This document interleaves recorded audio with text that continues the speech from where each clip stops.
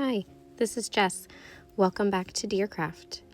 Okay, today we are painting. Here is my new watercolor paint. It's like a Japanese set that I'm super excited about. And here is a frame that I picked up from an estate sale. And this is what I'm going to be painting. I love Fraktur. Fraktur is like a folk art, Pennsylvania Dutch specific style of painting and design. And I've always been super interested in Fraktur. I think it's really beautiful. Like I said, I love folk art. So I decided to make my own just to practice and try it. And you saw in the beginning, I did get a book about Fraktur, about drawing it. And now I'm just kind of actually reproducing a Fraktur that's in this book that I purchased.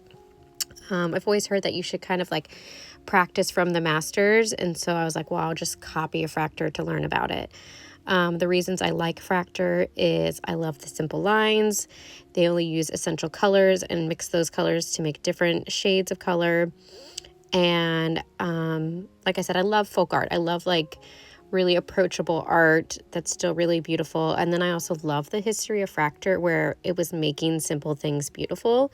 Like you would have a Fraktur for your birth certificate, a marriage certificate. You would make like a Fraktur bookmark for your Bible, or the inside of the pages of your school books you would decorate with Fraktur. So that really resonates with me. So I decided that, I wanted to try it out. The book that I got about making Fraktur has been super helpful. It's by Ruthann Harton.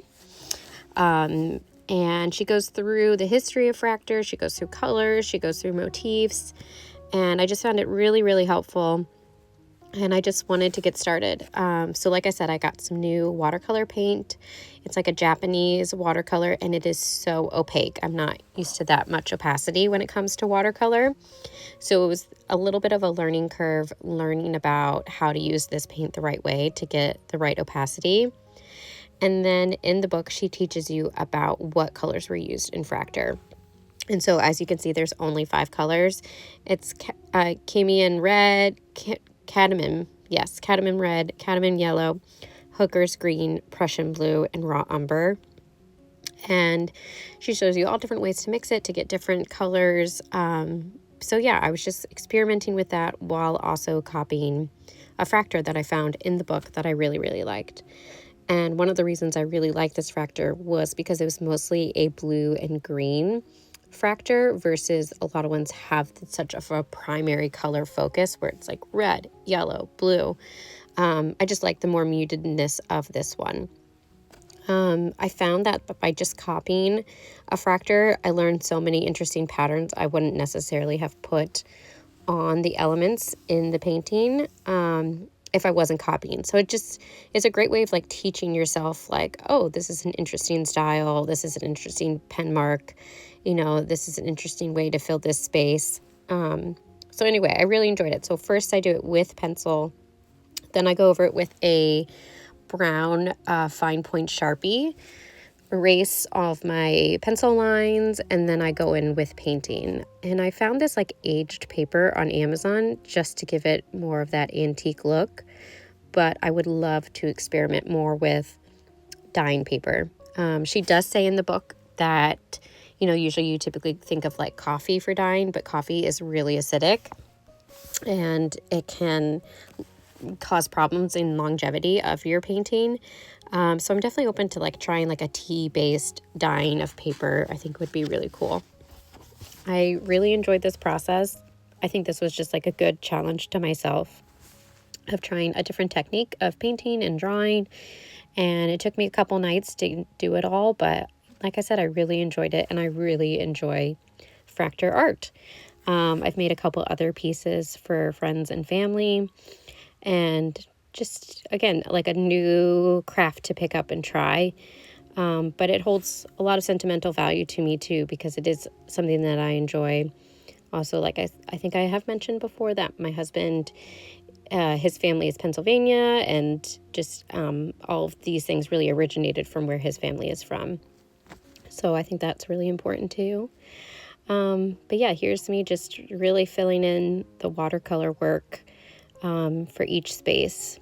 It's not an exact copy of the original, but it's pretty close. I had to eliminate a few elements just to get proportions right to fit my paper.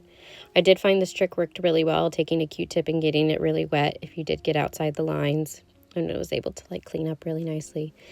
I am no watercolor master. I'm no like pen master drawer. I really just do this for fun and like trying new things and new techniques and new elements and materials. So yeah, there's the original, and that's what my copy was. Again, I'm really happy with how it turned out, and yeah, it just was a really great project to try.